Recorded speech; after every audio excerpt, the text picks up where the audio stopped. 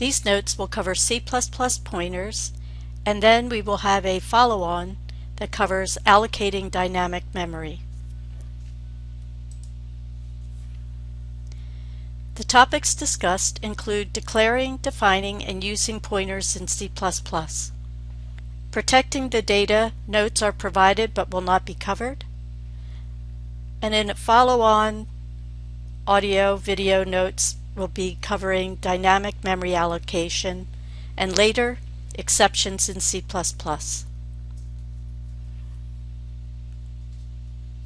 So first, what exactly is a pointer?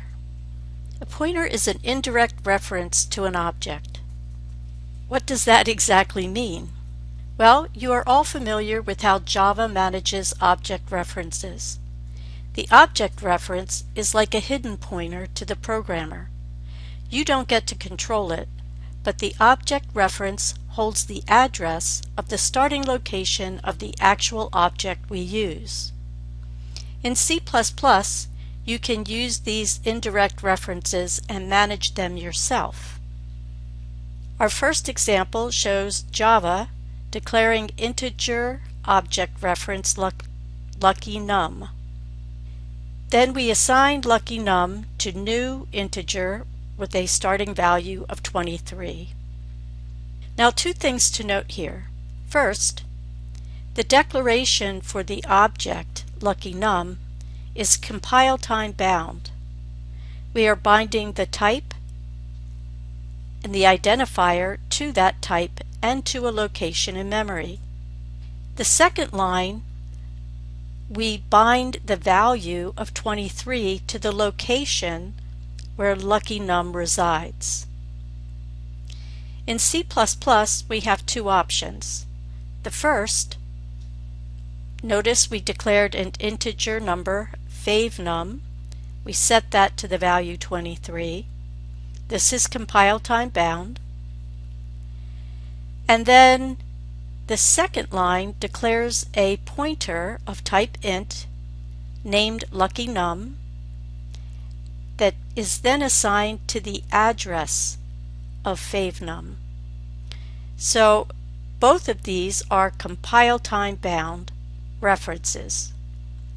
Favnum allocated at compile time, luckynum also allocated at compile time, and its address, it will store the address of favnum. So that ampersand is the address of operator.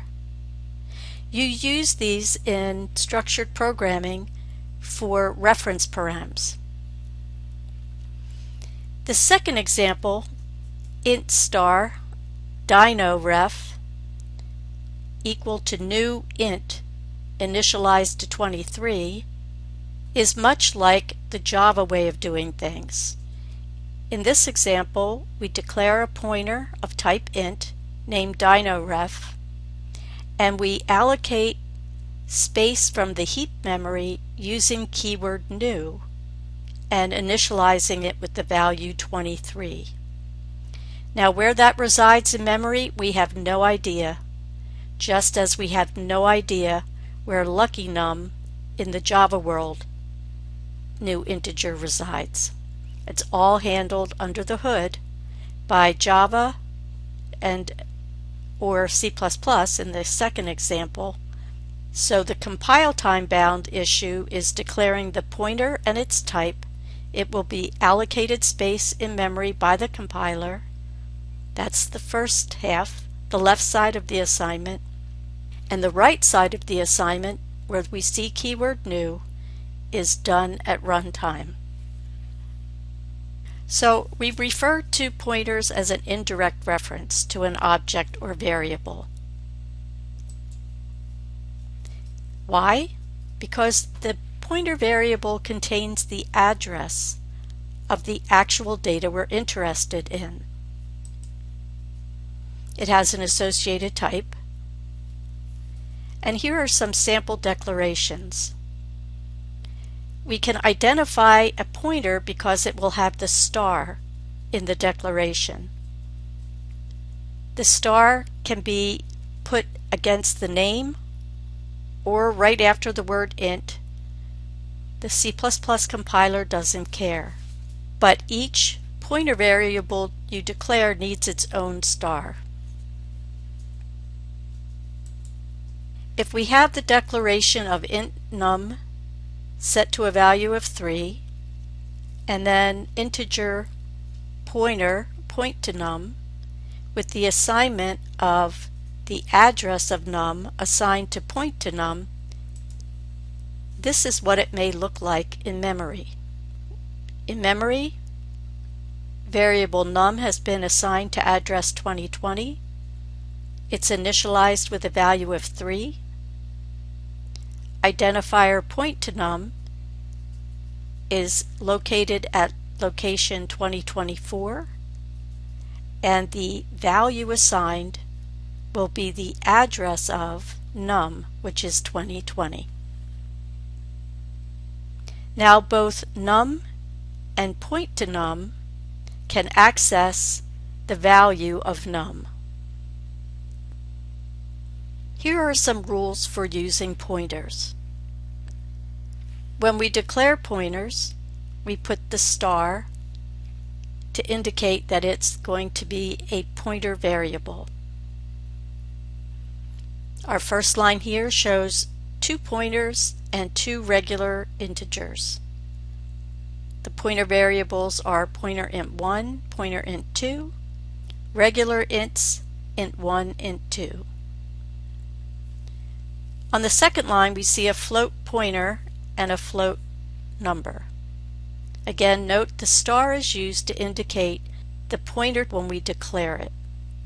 It is perfectly okay to assign a pointer variable the address of an ordinary integer. On the second line we see it is perfectly okay to do pointer to a pointer assignment. So we're picking up the address stored in memory at location pointer int1 and putting that in the value for pointer int2. The third assignment, however, is not allowed. We can only do assignment between like types. So even though a float pointer and an int pointer use 4 bytes of memory, you cannot stuff an integer pointer into a float pointer. It would fit, but the data types are different. C++ will not allow this. Given int1 and int2 and assigning the values 16 and 12, then assigning pointer int1 the address of int1 and pointer int2 the address of int2, we would get the following memory map.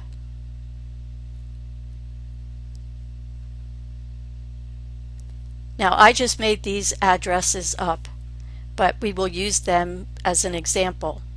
So if int1 is located at location 4000 and int2 is located at 4004, we see the stored values of 16 and 12. Pointer int1, when we make the assignment of the address of int1, its value will become 4000, which is the actual address in memory of variable int1. Pointer int2 assigned the address of int2 will get the value of 4004, which is the address location for int2. Now when we want to use pointer int1 and int2, we're interested in dereferencing the values stored by taking an extra step to retrieve the values for int1 or int2. So the first cout statement shows us that the value stored in int1 is the same as the value stored at pointer int1 dereferenced.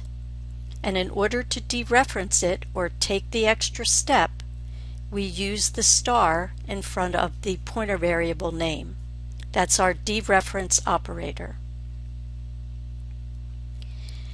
The second line of code shows us that the address of int2 is the same as what's stored in pointer int2 if we don't dereference. So our pointers always hold an address as their value. The third line, when we use star pointer int2, again remember the star when we use it in code represents dereference or take the extra step. Assigned a value of 8, we'll take the value 8 and overwrite what's stored in location 4004. Null pointers have a value of 0. By definition, a null pointer is not referring to anything. It can sometimes be used as a flag, and we should always check to be sure that our pointer references something before we try to dereference it. One example of using a null pointer as a flag indicates that we are not referencing memory that maybe we asked for. The pointer has value 0, it's not referencing anything, and you shouldn't dereference it. So what's the point of pointers? In C++, they're useful and they make our coding more flexible. If we know the starting address of a large data structure, it saves time and memory to just pass the address along, instead of making a whole extra copy of the data as pass by value parameters would do. It also allows us to allocate memory on an as-needed basis at runtime from the heap, just the way Java allocates memory for its objects. In the world of C++ object-oriented programming, we use pointers for polymorphism, or writing what are known as virtual functions. An important aspect of the C++ world has to do with arrays. We rarely are going to be using pointers with just an individual object, but we frequently use them with arrays. We can do what's called pointer arithmetic. Pointer arithmetic allows us to walk through the items in an array very simply. With C++ arrays, we know the starting location. The name of the array is actually a constant pointer to the first item in the array. We know the type of data we're storing, and therefore we know the size of each element in the array. Given those two pieces of information, we can use pointer variables to walk through and sequentially access each member in an array. It's an important point to remember that the name of the array is a constant pointer to the first element of the array. The word constant there indicates that we are not able to change this binding. So once that's cast in stone at compile time, it cannot be changed during runtime. One of the confusing things about pointers is the notation. We are all used to the bracket notation we use with arrays.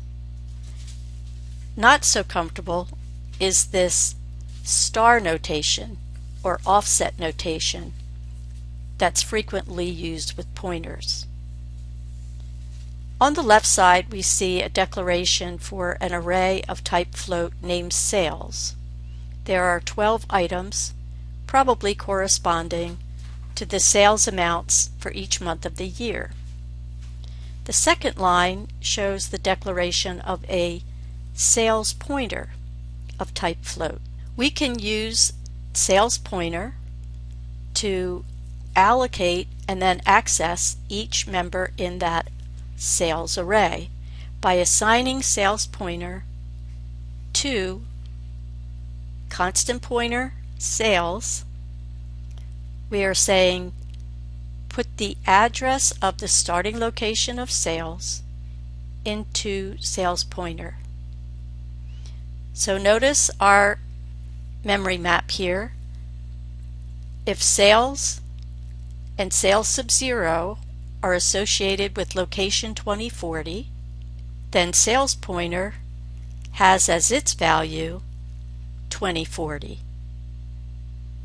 If I print out sales sub 0, what would I see on the screen? That's right, 234.24.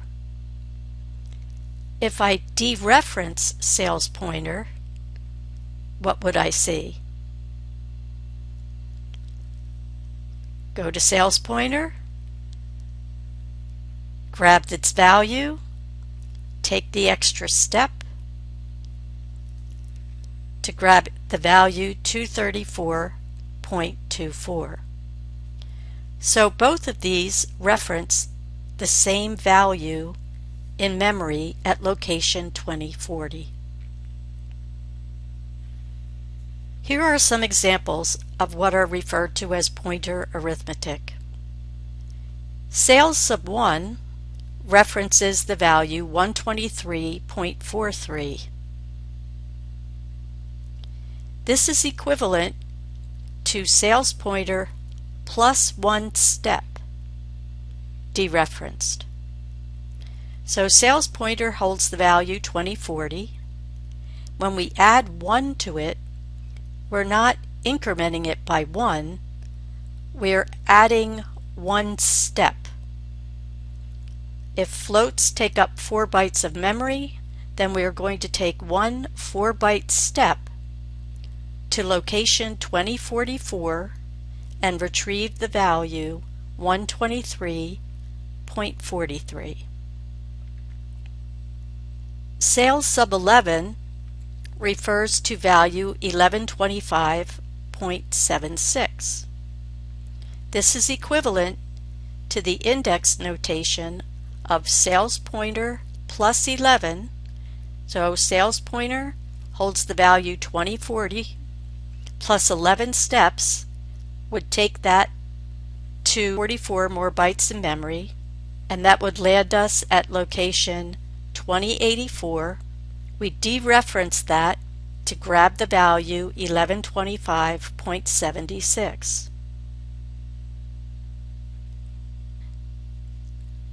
The third example shows the address of sales sub 3. Now that's not showing on our memory map, but we could figure that out. We would just need to keep taking 4-byte steps to get to 2052 in memory, and this would be equivalent to sales pointer plus 3 steps, or 2052. Notice in this example we are not using the star to dereference or grab the value. Instead, we're referring to the actual stored address 2040 plus 3 steps, which would be 3 4-byte steps, or 2052. With the pointer, we can change the value stored by using the increment operator. A sales pointer plus plus, I can add 1 step, or 4 bytes, to the stored value and make sales pointer's value change from 2040 to 2044, which would correspond to the address of sales sub 1. What do you think would happen now if we say sales pointer plus equal 1? That's right, we would go to 2048 for the value, which would associate us with sales sub 2. And since we can use the increments, we can also use the decrement operator. If I now say sales pointer minus minus, we will subtract 1 step, or 4 bytes, to take us back to 2044. Keep in mind, we cannot do this with the name of the array, because the name of the array is a constant pointer that is set in stone at compile time and cannot be changed. Now, don't shoot me, I'm just the messenger. But these notations are interchangeable. You can use the index notation or you can use the bracket notation with the name of the array or with a pointer variable. They're totally interchangeable. So with sales pointer as a floating point pointer and setting that to the starting address of array sales, I can use the bracket notation with the pointer to retrieve the value from sales pointer sub 11 will give me value 1125.76.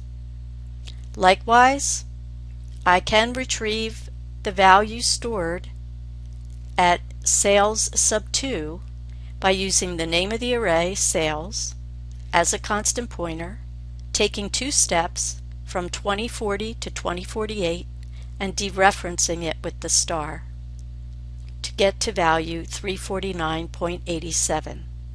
One thing to note here, when we take these steps or use that offset notation, we need to put the addition or subtraction or increment or decrement inside parens so that that is done first before the dereferencing.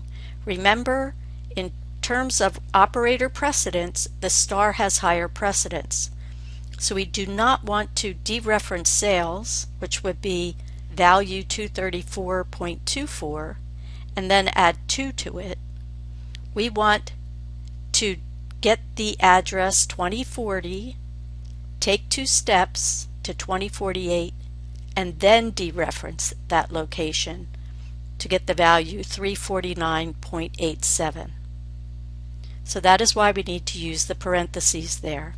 Now, an interesting fact is, when Dennis Ritchie was queried about his 2 styles of notation, the offset and the bracket notations, his response was, yeah, I should never have included that bracket notation, which always makes me laugh because every class I poll, everybody prefers the bracket notation. Some pointer warnings. Never use an uninitialized pointer on the left side of an assignment statement. For example, if I declare int pointer, I don't want to dereference that pointer and assign a value. I have no idea what the value stored at the location associated with pointer is, but I have now used that value to go somewhere in memory and change what's stored there. This is extremely dangerous.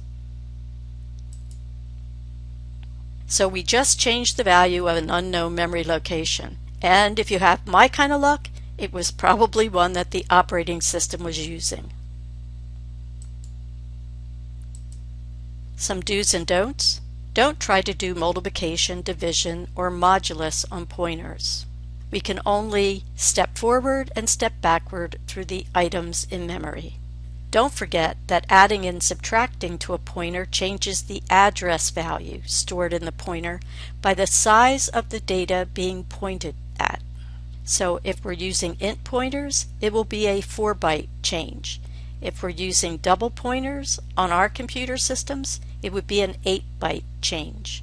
And I will post some code for us to look at to see this in action. And don't try to increment or decrement the name of the array, because that's constant. The C++ compiler will not allow it. If you need or want to do that, you should assign a pointer to the starting location of the array and use the pointer. Our next video will be on dynamic memory allocation. Until then, happy coding!